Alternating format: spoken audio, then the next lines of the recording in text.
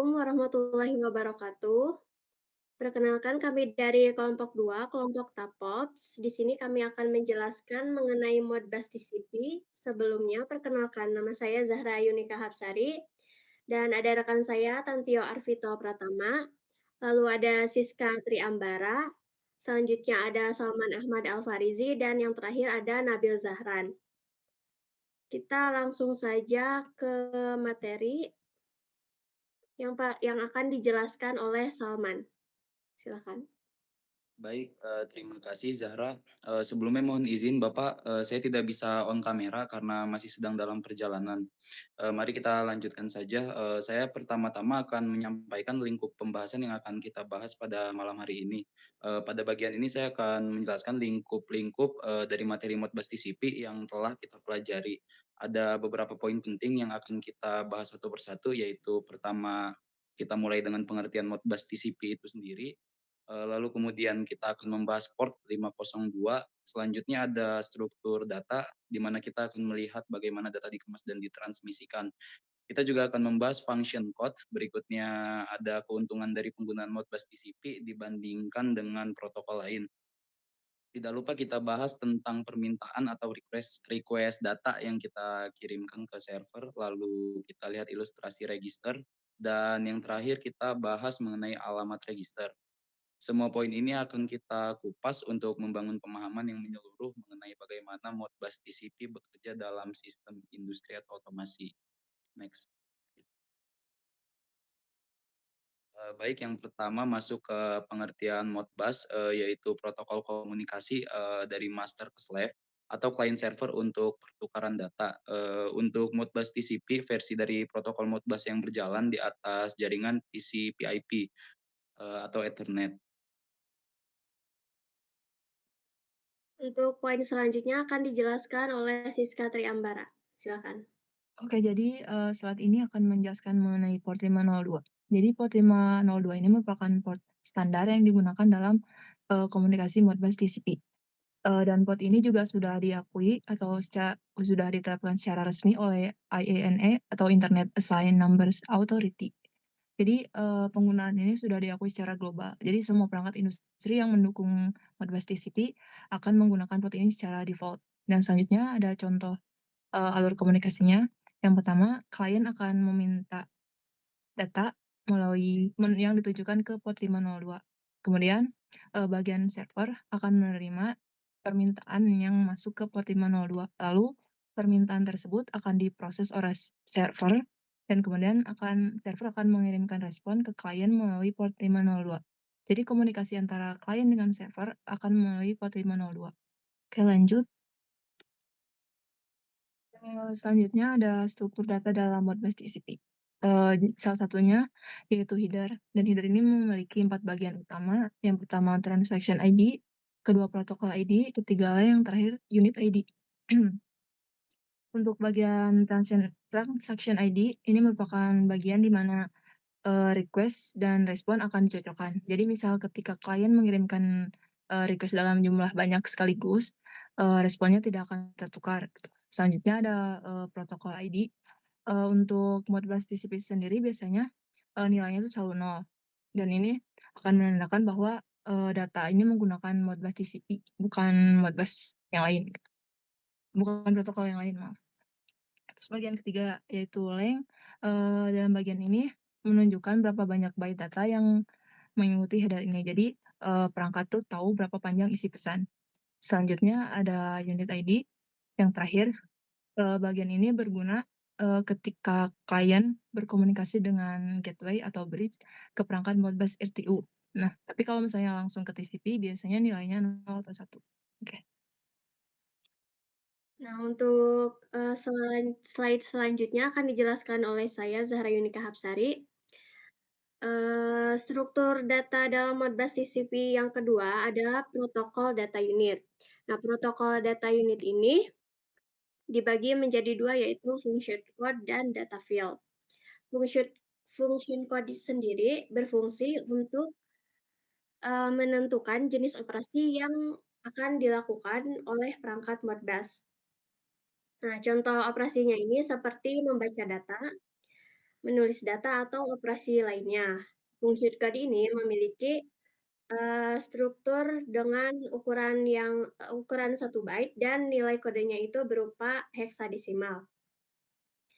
Yang selanjutnya ada data field. Nah, data field ini berisi informasi spesifik, yang diperlukan untuk melaksanakan fungsi yang diminta oleh function code. Isi data ini bervariasi tergantung pada function code yang digunakan. Nah, contoh isinya ini bisa seperti alamat register, nilai untuk ditulis, atau hasil pembacaan dari perangkat. Nah, untuk strukturnya sendiri ini bervariasi tergantung pada function code yang digunakan.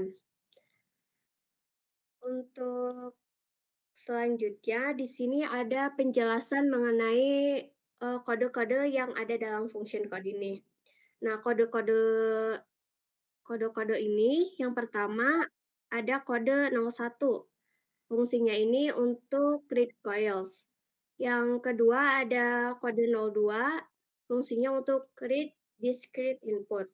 Yang ketiga kode 03, fungsinya untuk read holding register. Dan yang keempat kode 04, itu fungsinya untuk read register. Selanjutnya akan dijelaskan oleh Tantio Alvito. Silahkan.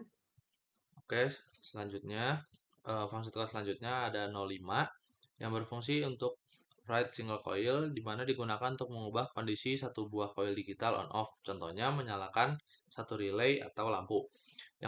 Lalu ada 06 di mana berfungsi untuk write single register di mana mengirimkan data ke satu register saja. Lalu ada 0F yang berfungsi sebagai write multiple coils digunakan untuk mengubah lebih dari satu coil digital sekaligus. Lalu yang terakhir ada 10 digunakan untuk write multiple register atau memungkinkan pengiriman data ke banyak register secara bersamaan. Selanjutnya ada alamat register yang ada pada Modbus TCP. Terdapat 4 jenis atau 4 buah alamat. Yang pertama ada coil digital input atau output dengan awalan 0, function code 01050F dengan akses dapat dibaca dan ditulis. Nah, tipe register coil digital ini merepresentasikan digital on off misalnya relay. Lalu yang kedua ada discrete input di mana hanya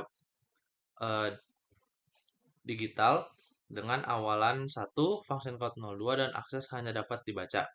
Yang ketiga ada input register untuk input analog dengan awalan 3, function code 04 dan akses hanya dapat dibaca saja. Dan terakhir ada holding register di mana register paling fleksibel untuk nilai analog, digital, dan sebagainya. Dengan awalan 4, function code 03, 06, dan 10 dengan aksesnya tersendiri yaitu dapat dibaca dan juga dapat ditulis.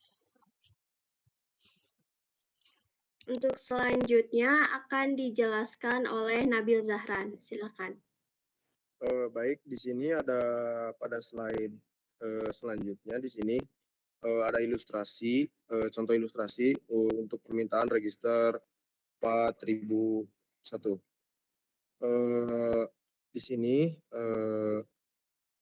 dalam contoh ini ada klien mengirimkan permintaan untuk membaca data dari register 40001 dengan function code 03. Seperti yang tadi sudah dijelaskan, yaitu berarti function code 03 itu merupakan read holding register. Lalu permintaan ini dimulai dari alamat 0000 dan meminta sebanyak satu register, yaitu kuantitinya 0001. Kemudian PLC membalas dengan memberikan data yang diminta, yaitu function code 03, byte count-nya 02, dan data 001C. Nilai heksadesimal 001C ini dikonversi menjadi nilai desimal, yaitu 28, yang dalam ilustrasi ini itu menunjukkan suhu sebesar 28 Celcius, 28 derajat Celcius. Dan proses ini menggambarkan bagaimana data sensor dari PLC dapat dibaca oleh klien secara digital melalui register. Boleh dilanjut slide. Untuk slide selanjutnya yaitu ada keuntungan dari Modbus TCP. Yang pertama, protokol terbuka dan bebas digunakan. Untuk yang kedua, mudah diimplementasikan. Yang ketiga, kompatibel dengan banyak perangkat industri. Yang keempat, dapat diakses lintas vendor. Dan yang terakhir yaitu ada komunikasi berbasis Ethernet, yaitu cepat dan fleksibel. Baik, sekian mungkin presentasi mengenai Modbus TCP. Kurang lebihnya mohon dimaafkan. Wassalamualaikum warahmatullahi wabarakatuh.